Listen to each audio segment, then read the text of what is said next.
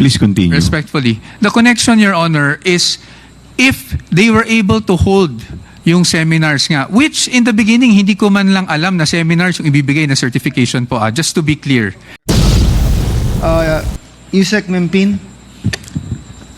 Yes, Your Honor. Mr. Sir, Chair. is there any other person, is there any other Yusek who has been given the same designation to oversee the YLS programs? O ikaw lang, from DepEd? Actually, I was not the one in charge of the wireless. I was just tasked to coordinate with the Philippine Army in regards to the report of their conduct of wireless. But in Department of Education, the Operation Strand is the one who has the mandate of under po sa kanya yung program ng wireless, but hindi po sa administration. So are you saying na as far as these certifications are concerned, ang only parang role mo or designation mo was to collect them? Yes po, yung To collect them? to coordinate po. To coordinate with them? Yes. Okay, and the Yes, Your collection was for the purpose of liquidating the expenses, or hindi mo alam for what purpose? I was not exactly aware, but I'm made aware of they need some to see the impact of the collaborations of the Department of Education with the Philippine Army and other stakeholders that resulted through the wireless, that resulted to the prevention of recruitment through violent extremism and other sir, threats po, sir. You said impact, no? Impact of the YLS conducted by the AFP? Ang ibig mo sabihin? Yes, sir, which is the prevention of recruitment. Yes. So what then is the role of DepEd when it was a purely AFP event? Because if not all, majority of the participants are also Students. coming from the Yes, schools. but other than them being students, it's as if DepEd is claiming an activity that was not theirs in the first place. Tama po ba? Yes, sir, with just purpose of coordination. What coordination? You just ask for the certifications. What coordination are you talking about? Tapos na yung activity eh. You just ask for a certification. What coordination are you talking about, Yusek Mempin? Coordination for the certification because... For the certification, but okay. not for the activity itself. Tama ba? Yes, sir, because Yes, that's my but then you are claiming that the impact was because of the DepEd activities. You're asking for certifications, claiming that this was the impact of the activities of DepEd by spending their confidential funds on this and that, etc., etc.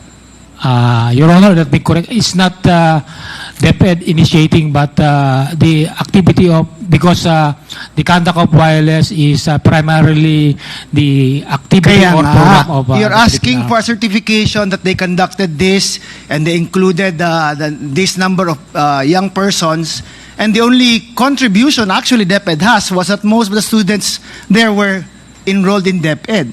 But actually, wala kayong actual participation in the YLS. Tama po ba? That's correct, right? That's correct, Your Honor. And all you did was collect the certifications from the different units of the military that they conducted these activities and that they had this number of participants. Tama po ba? That's correct, Your Honor. Okay, now Mr. POA, who directed you to secure the certifications?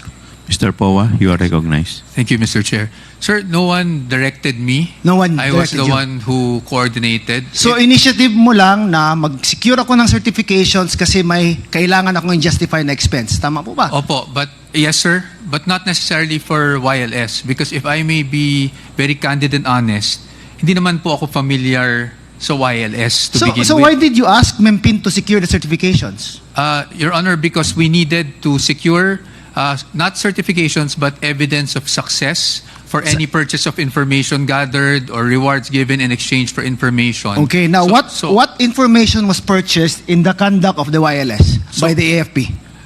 Your Tell Honor, me. I honestly wouldn't know exactly. So why would you ask for certification like that? I asked Yusek Mempin, being our former security consultant and the Yes. one that has coordination with AFP, to see if due to the information given by DepEd, they were able to have targeted programs wherein we can respond to the AOM and show that there was in fact success in Now you just heard Yusek Mempin say that his only participation was in securing the certification.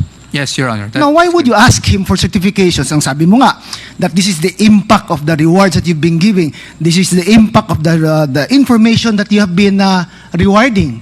Di ba, what is the impact there? Tell me, Mr. Poa.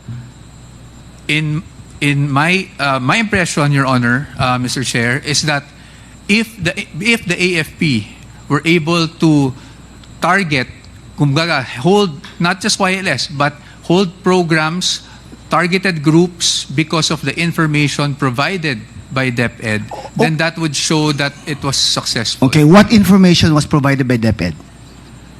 And to whom was this information provided? Your Honor, I really, Yes. I am under oath. Yeah. Hindi ko talaga alam. Okay kung nga, anong hindi mo alam, operation. hindi niya rin alam, yet you're just using these certifications to justify something. Your Honor, Hindi mo, ito hindi mo alam ano ang rewards, ano ang i-reward mo. Hindi niya alam ano ang information na binili ninyo. Di ba? Yet you ask Yusek Mempin to secure certifications. Si Mempin naman, secured certifications from activities conducted by the Philippine Army using their own funds. So saan dyan ang ano? Tell me, explain to me, Mr. Poa, where is the connection of the justification for this expense with the certifications issued by them and in relation to supposedly the rewards for the information that you gathered by using confidential funds? Yes, Your Honor. Mr. Chair, under my theory, Your Honor, if we were able, because may mga anti-insurgency, yun yung nakita ko sa accomplishment report, no? Anti-insurgency campaigns. Hindi po ba? So, anti-extremist campaigns. So, that's why I approached Yusek Mempin and said, meron ba tayong makukuhaan ng any report or any certification, kasi yun ang nasa JMC, showing that because of the information that DepEd was probably able to give the AFP, na target nila kung sino yung mga susceptible to insurgency and were able to at least prevent them from being recruited. And in this case, ang nabigay po nila would be seminars. And that is why yun po ang sinubmit ko sa AOM, sa response namin sa AOM. Okay, now parang for me forgive me Yes, po I understand. Ang labo kasi na you saying na ito yung information that we gathered using this reward money supposedly, and that in effect the AFP conducted these seminars. Tama po ba? Yes, Your Honor. But from the testimonies that you've heard, walang connection whatsoever ang activities nila sa yung activities na sinasabi mo. Yes, Mr. Chair. Yes, Your Honor. Although at that time, hindi ko naman po alam na ganun yung sinasabi nila, no? Yet you're using the certifications to justify an expense of your office? Parang Your Honor, mali po ata yan, di ba? You just testified now na hindi mo nga alam anong connection nito whatsoever, yet you used these certifications issued by them to justify an expense with COA. Mr. Chair. Please continue. Respectfully, Your Honor. Ang confidential funds, hindi naman talaga sa pagkakaalam ko, no? Theoretically, hindi naman pwede ibigay ng isang ahensya sa kabilang ahensya yan. That is something that you can only use as per the JMC for purchase of information so that you can have Can I programs, stop you etc. there for sorry, Mr. Poa. Pero yan na, paulit-ulit tayo na it all boils down to the fact that you are using a certification of an activity of a different agency who never spent any single peso coming from your office to justify your expense. Tama po ba?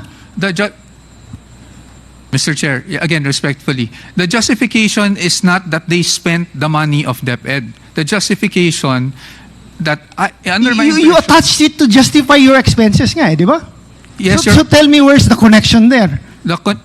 Mr. Chair, Please continue. respectfully, the connection, Your Honor, is if they were able to hold yung seminars nga, which in the beginning, hindi ko man lang alam na seminars yung ibibigay na certification po, just to be clear. If they were able to hold the seminars in certain locations, because of information given by DepEd to them that these locations have vulnerable learners, that wherein seminars have to be held, for example, yun po yung justification namin na nasubmit sa COA on the success of the expenditure. But not success meaning binayaran po namin ang AFP. That was never the impression, Your Honor. So ang sinasabi